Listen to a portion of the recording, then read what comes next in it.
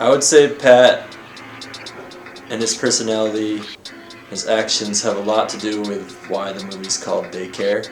A picky eater. He's a nice dude. Bit opinionated, can be kind of a dick sometimes, but 85% great.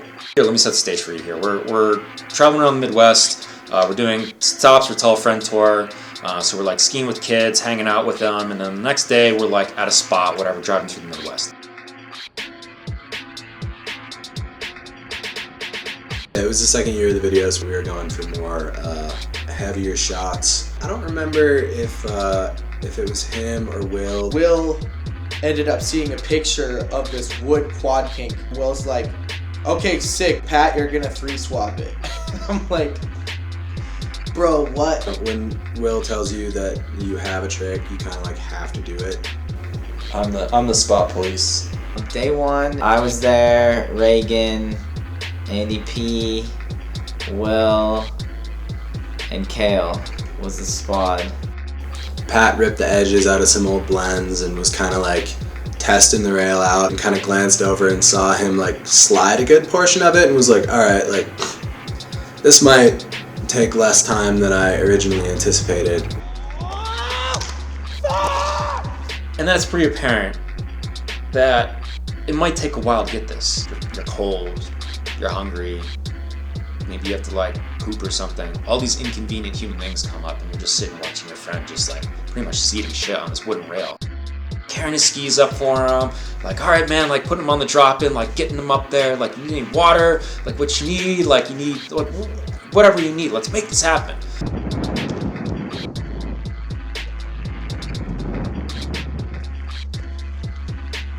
Yeah, he tried to get away with a back swap to switch. So, no, back swap to switch, that's like 6 years ago. I was like, Will, dude, are you fucking kidding me? You gotta do a 3-swap. So we end up leaving, and it's just like a thing where it's just like, okay, he's gonna go back to this, and Will, Andy, Pete, Reagan, they have to leave. I think we like fucked off from Pete, Ring, and Kale.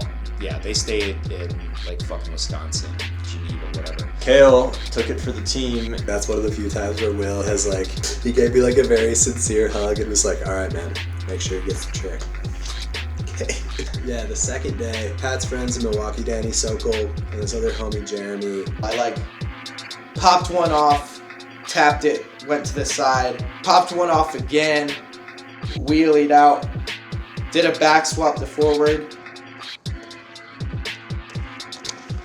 And then towards the end of the day, did a back 3-up, caught it on like the noses of my skis and like kind of came off on the inside to forward and fell over. At day 2, I didn't get it, came super close, knew it was possible, went back.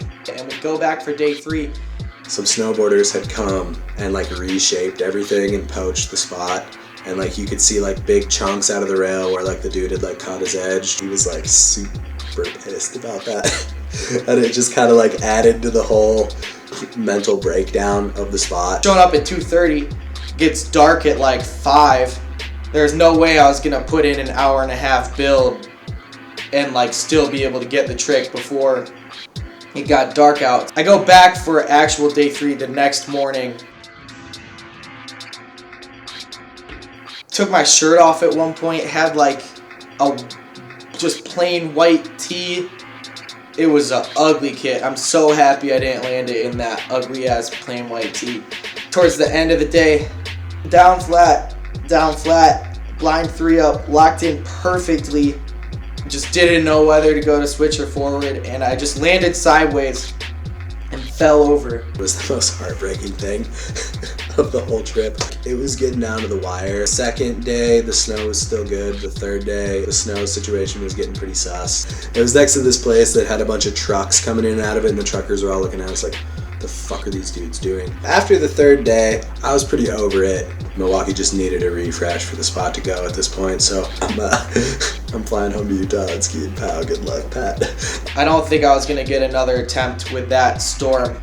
So, kind of lost it. I was like, man, just put in 3 days for nothing. I'm not gonna get it. He like went on a date, I think on their way home, like took a detour to go to the spot to see if there was enough snow to hit it a 4th day. That's like a place where like there's fucking human feces. You know, a bridge that you would do heroin under. Yeah, I guess I didn't get a second date. Over the 4 sessions that Peering hit it, less and less people came. What ended up happening, Milwaukee gets a refresh. It's just me and Havy. We set up the lights. I did a back swap to forward.